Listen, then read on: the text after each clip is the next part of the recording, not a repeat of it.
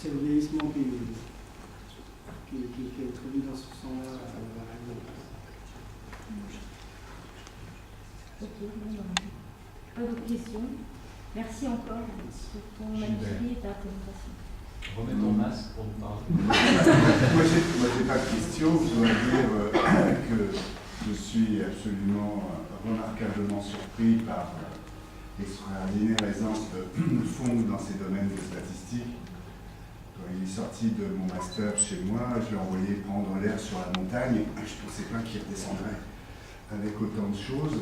Il est monté sur une montagne de données. Il est revenu statisticien aguerri et surtout résolu. C'est ça qui est intéressant, c'est que ça ne l'a pas du tout, calmé. Il est encore capable de s'intéresser à des nouveaux modèles statistiques, d'envisager éventuellement de changer, tomber sur l'ICA un peu par hasard, mais avec beaucoup d'intérêt. Il a bien développé et j'ai entendu toutes les questions qui ont été posées dessus et je me suis systématiquement reposé la question en même temps que j'entendais vos questions sur comment on transforme en fait deux locuteurs en un seul.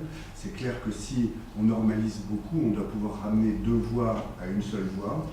Deux voix distantes, on peut aussi les faire migrer vers le même point et que peut-être ce qui distingue deux voix, ce n'est pas nécessairement les choses communes, mais c'est précisément les bruits tout à fait bizarres qui font qu'une voix va être identifiée tout de suite. Qu'est-ce qui fait qu'on entend un 80 tours à Manivelle et qu'on repère immédiatement que c'est un 80 tours à Manivelle, c'est des Bonalus bleus en 80 tours. Moi j'ai connu ça ici, il y a des jeunes qui doivent se demander de quoi je parle, mais j'avais ça à la maison.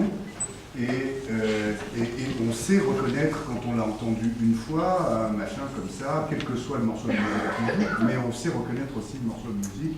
Donc se pose tout un tas de questions ici autour de qu'est-ce que c'est que cette signature, la stabilité de cette signature en fonction de différentes...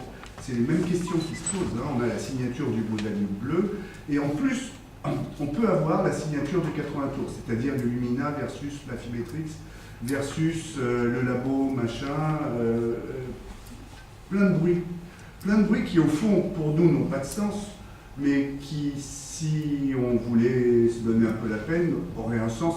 Il n'y a pas beaucoup d'intérêt de savoir que c'est machin qui a fait la manip plutôt que Trucmuche, mais on pourrait le trouver.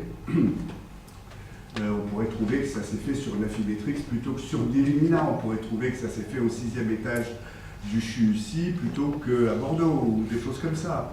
C'est des bruits qui n'ont aucun intérêt, mais qui pourraient être trouvés. Il n'empêche que la signature, elle existe.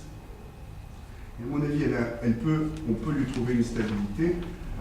Bon, alors, il faut répéter. C'est sûr que c'est mieux de répéter. C'est mieux de répéter les manips.